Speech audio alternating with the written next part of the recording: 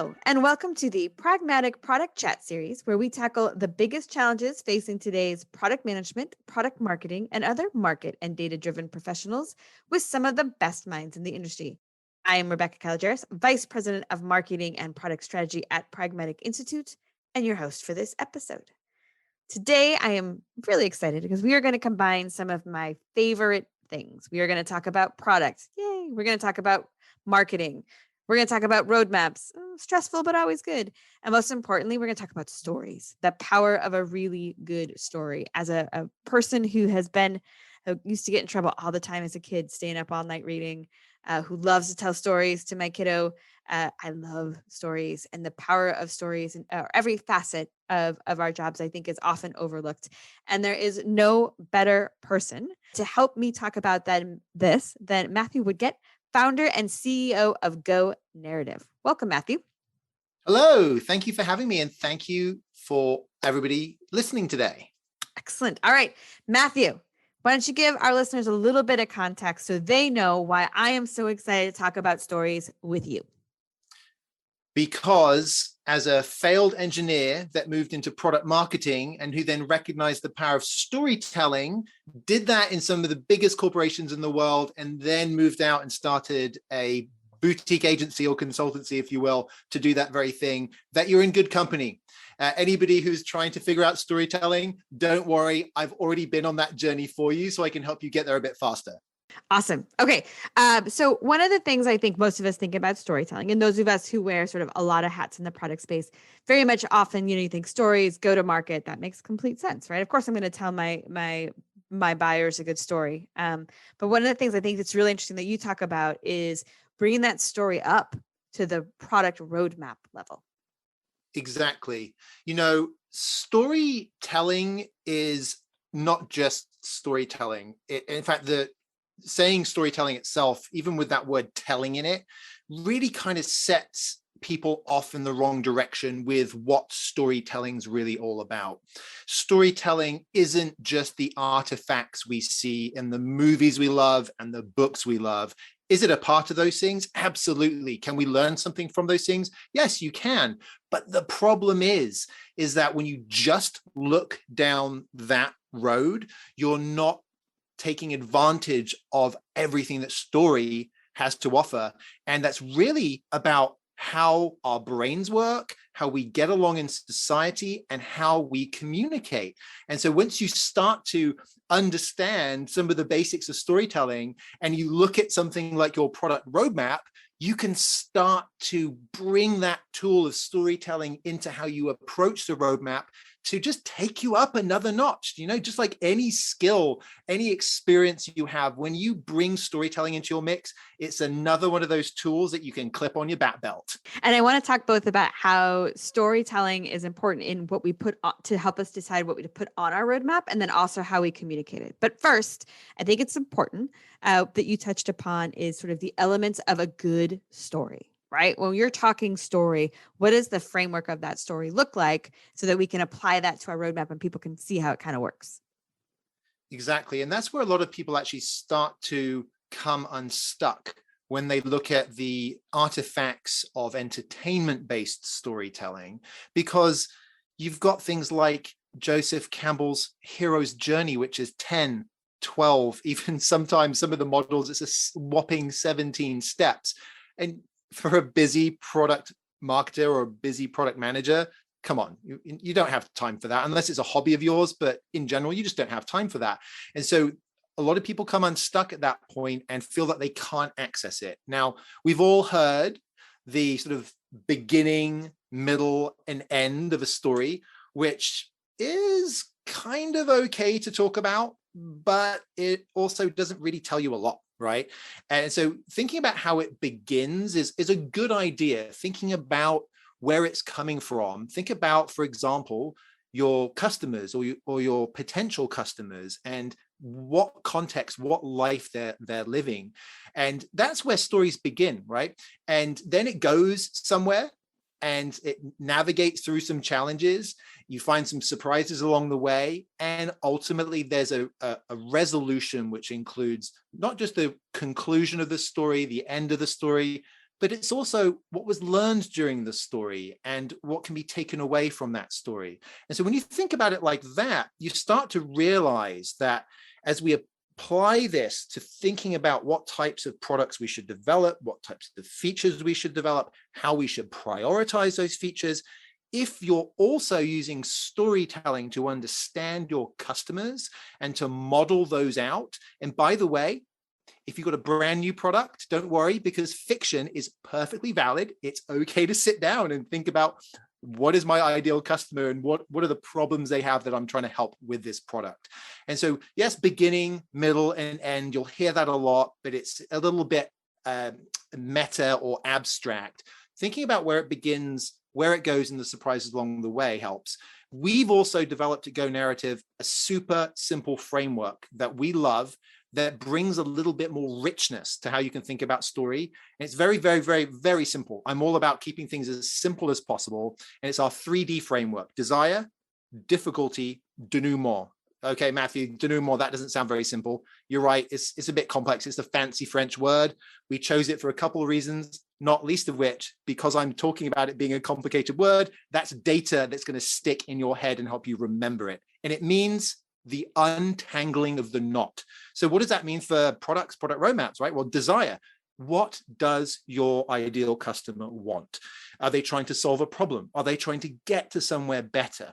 And then, of course, if everything in life was easy, we wouldn't have any stories to tell and we'd all be wildly successful beyond our wildest dreams. But there's always things that stand in the way. That's the second D, difficulty. What are those difficulties? What are the challenges that your customers have trying to get to where they're going? Because guess what? That's where you're going to come in, and that's where you're going to help. And that's where you're going to help untangle that knot and identify what the outcomes, what this promised land that you can take your customers to. So beginning, middle, and end, okay, start there, but then think about at that beginning, how did it begin? What was the desires of your customer?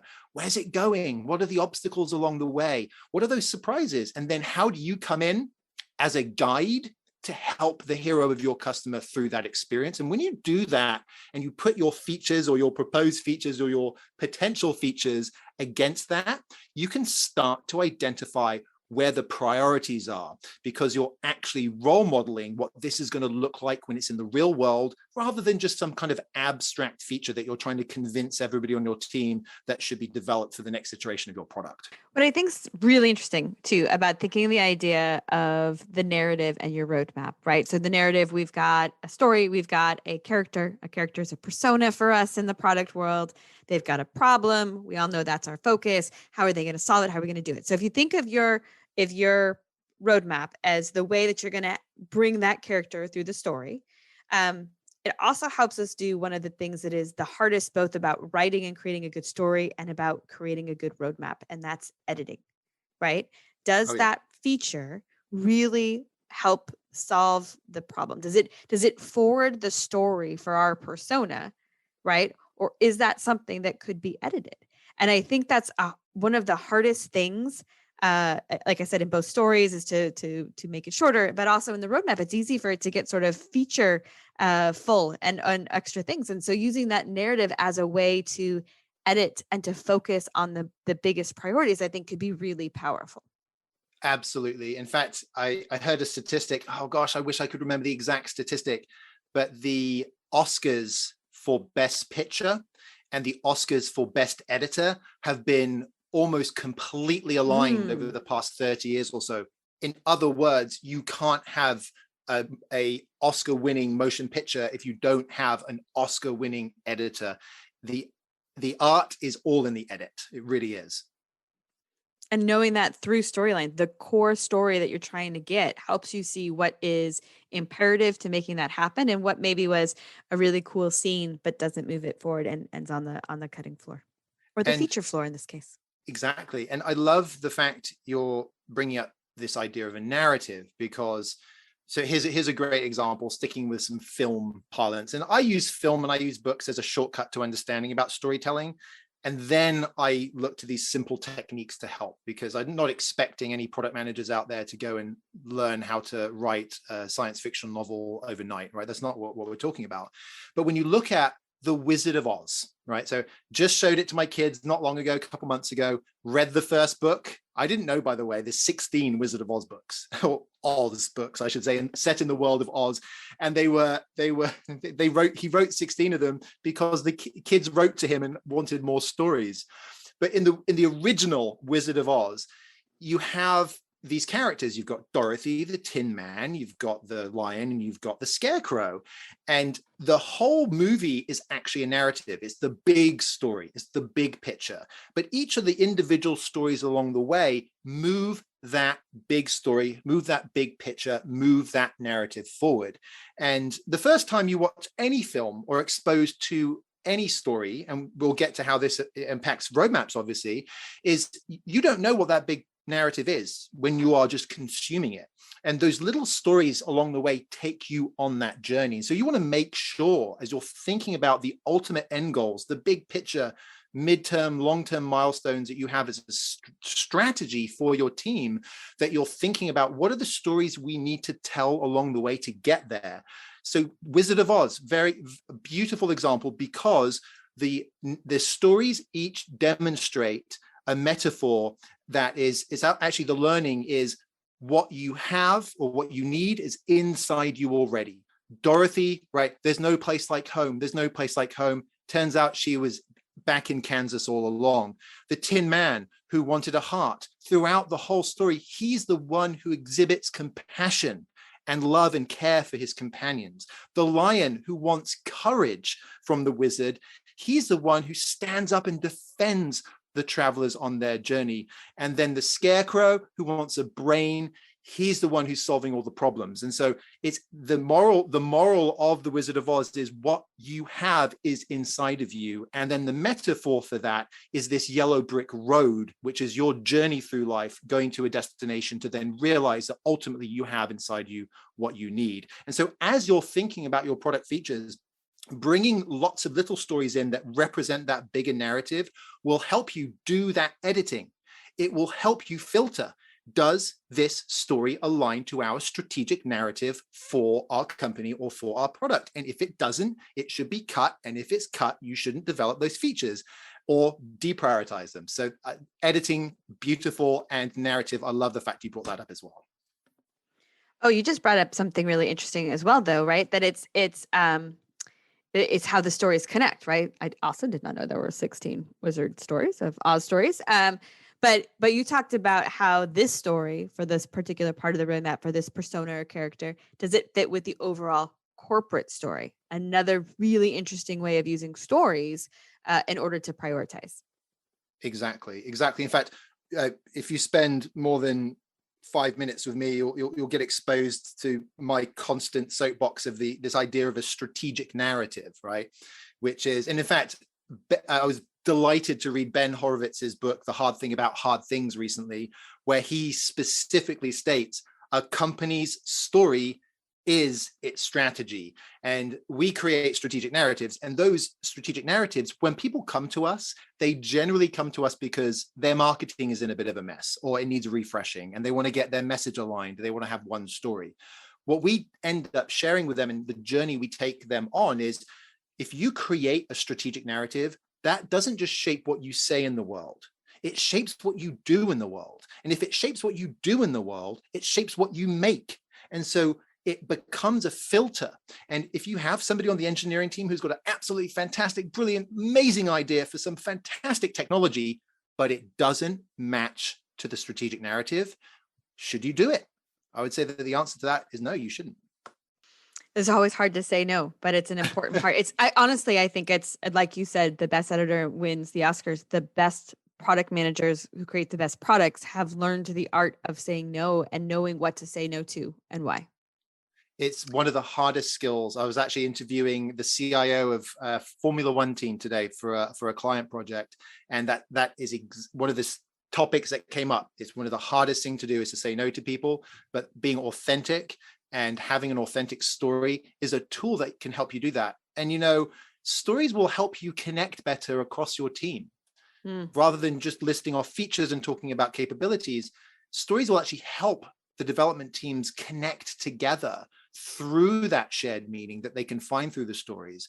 And actually what you'll find will happen is you can take people on a journey to understand how their idea as it stands maybe doesn't support what you all are trying to do as a team. And maybe they can tune it, maybe they can change it, or maybe they then make the decision that it doesn't make sense. And so you can use stories to take everybody on that journey together. And I think it's a great way to get, I don't love this term, but buy-in for your roadmap, right? Because if I can tell you the story and you see it, then it makes sense why these things are on there and important for everyone, from development to sales to those pieces, and why maybe someone's favorite project or personal request didn't get on there, because they can see that storyline. Can you share a little bit about how product managers not only just use the stories to decide what should be on the roadmap, but how to explain your roadmap, how to get buy-in and socialize it using stories? I am in the same boat as you. In fact, I had a manager at Microsoft back in the day when I was working at Microsoft as a product marketer who actually said that to me. They said, don't try and get buy-in. Buy-in is a terrible word. You want people to commit to action, right? Just buy-in isn't enough. But you need the concept of buy-in makes sense. And as you quite rightly say, there's a difference between showing and telling, right? And so, for example, just going to stick with a Microsoft example really quickly. Windows 8, there was a competitive initiative against Apple and the iPad, and Microsoft actually used stories to identify, not just in the marketing, because it eventually made its way into the marketing, and it was a father-daughter story, but it was actually used to create alignment and demonstrate what the Windows team were trying to do with the tablet capabilities of Windows, and use storytelling to create that scenario that proved within the story that what that family, that father and that daughter, were trying to do with her school project was only possible was on the Windows 8 machine, and it wasn't possible at the time on an iPad. So that would be a very specific example about how you can rally that and get buy-in, because people were able to see, it was clear to them, oh, that's the scenario, that's what we're trying to do, that's where we're trying to take our customers. And that's the beauty of storytelling, is that, as Jonathan Gottschall says, Rebecca, storytelling is an ancient virtual reality technology that specializes in simulating human problems. And so by simulating the problem in a story, you can get people to understand it and take things away from that story and get them aligned and moving in the same direction as you are, and to do that in a way that's natural and collaborative rather than being authoritarian and dominating. I'm at 12 years now of experience telling stories and creating ones for my daughter, pretty much on demand. As someone who's like, that sounds great, but I'm not really sure how I would get started, right? I am not a storyteller. I am a product manager. Some hints, tools, tips that we could give them to help. Absolutely. I'm going to go back to what I shared earlier, and that is the 3D framework. And you'll notice that you can talk about the 3D framework without using the word hero, without using the phrase hero's journey. There's nothing talking about rising and falling action, any of this kind of storytelling stuff. It starts with that desire. So what desire are you looking to serve? It is, and the example I like to give there is there a pain that your customer is trying to solve, or an opportunity that they're trying to pursue? What is that desire? Maybe it's explicit want, maybe it's an implicit need. And that's what you'll discover when you use this tool, the 3D tool, to dig into this. Whilst it's a very high level, 3 letters, 3D framework, nice and easy to remember, as you start to dig into desire, you'll look at how you'll focus on your customer's deep needs and wants, whether they're apparent or not. You'll start to understand their motivations through the characters that they are. And then once you've figured that out, look at the roadblocks that are in the way of that person getting to that. And we're not just talking about the roadblock of parting with the money to buy your wonderful product, but there's a whole journey that they've got to go through. What are the roadblocks? What's the whole product, right? You can't have an app that's just for the iPhone if you don't have an iPhone. So thinking through what's that whole big picture and the difficulties along the way.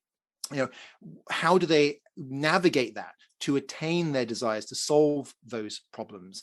And sometimes that might just be a matter of not knowing where to turn, and then you can help them down that path. And then ultimately, how do you help them down that path? How do you untangle that knot?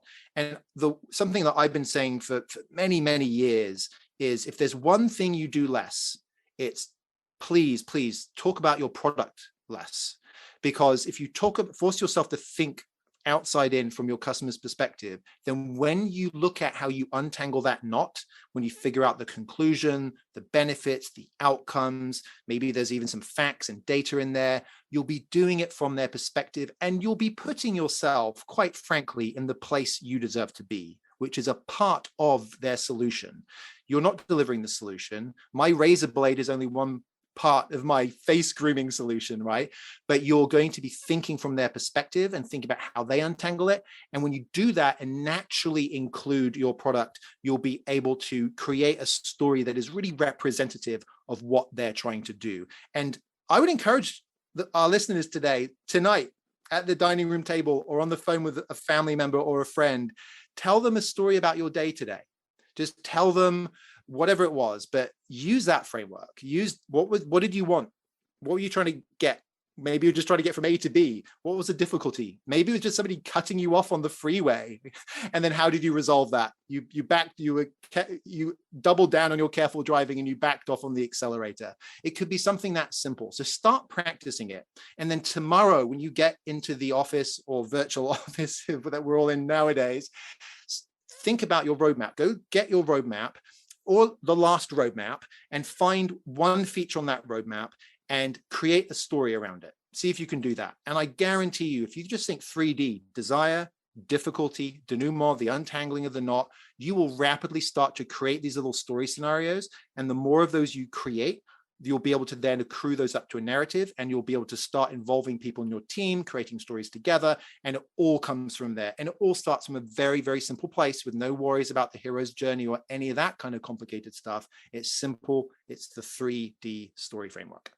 Love it. Love it. And one other connection I want to make with storytelling, I think, is the customer experience journey. I've seen such a rise in CX. We've seen such a rise in sort of the journey focus. And in a similar way that some people may be overwhelmed for storytellers. For some, it's very approachable, right? We've all at least heard stories and read them throughout our lives. And I think sometimes customer experience and customer experience mapping can feel big and overwhelming and like a giant project that we don't have time to invest in. While I would absolutely encourage you to invest in it, I also think the stories are a way to start that path, to start even internally, to shift from we delivered this feature for this person to we enabled this to happen. This is the story, the arc of this, of the persona can now take because of what we did. And it starts to really flip the thinking from internally focused to externally focused, from bringing the outside in. And I think there's nothing more powerful that we can bring to the table as product managers. Absolutely. And the reason why that is, Rebecca, is that storytelling is a human instinct. We love stories. And you know what's going to happen when our listeners start to actually apply this is that they're going to discover that they are speaking a language that some of their colleagues understand. And those colleagues are the colleagues in marketing communications. If the engineering team, the product management team, the product marketing team are already creating stories that are proper stories, because the number of times I've seen story used is not a proper story. That's another conversation. As long as they're proper stories, that's a language, that's a human language that those teams are going to understand. And just like that example with Windows 8, you will actually find that you're able to influence what's happening downstream in the content and the marketing that's being built for those customer experiences. And that what better way to build collaboration within an organization than bringing together the product management, product marketing, and Marcom sides of the house, where there's quite often a big chasm. I have no idea what you're talking about, Matthew. None of our customers ever talk about that. Oh, unfortunately, too true. There's a whole story. There's a whole story there. There's one of the reasons I got into this into the first place was trying to figure out how to bridge that divide at Microsoft. Yes. I mean, it's a big piece. I always talk about, even sales and marketing is another one where you think about the sort of Athens and Sparta traditionally, and just really trying to build those connections and something that everyone can rally around. Again, a good story where everyone has that sort of same true north and place they're heading, and they have a good understanding of what that might be.